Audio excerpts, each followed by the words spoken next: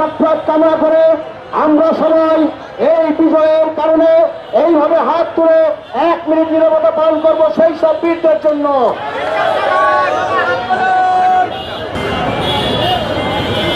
ধন্যবাদ। আমরা সেই সব বীরদের প্রতি শ্রদ্ধা জানালাম। প্রিয় ভাইরা আমার, আমরা আরেকটি কথা বলতে চাই। আমার বক্তব্যের পরে নাটোরের, আপনারা জানেন নাটোরে কোন নির্বাচিত নেতা এই 16 বছর 17 বছরে ছিল না। হাই তালুকদার তালিম ভাইকে এই স্বৈরাচারী হাসিনা সরকার দেশ ছেড়ে পালিয়ে গেছে।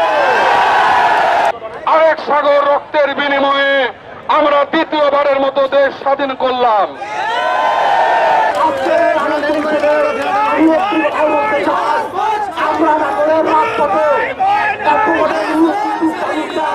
আমাদের নাটোরে যারা সংখ্যালঘু আছে তারা আমার ভাই, তাদেরকে সবাই আগলে রাখবেন, তাদের প্রতি সবাই খেয়াল রাখবেন। ওই খুলনাকে 45 মিনিট সময় দেওয়া হয়েছিল। আপনারা এই 17 বছরে যে নির্যাতন সহ্য করেছেন, যে ধৈর্য ধারণ করেছেন, আর একটু ধৈর্য ধারণ করে চূড়ান্ত বিজয়।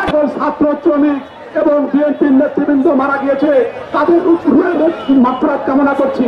আমরা দীর্ঘ 18 বছরের দুঃশাসন, অপশাসন, সন্ত্রাস, অরাজকতা, দুর্নীতিকে চপেটাঘাত করে এই বাংলাদেশে দ্বিতীয়বার স্বাধীনতা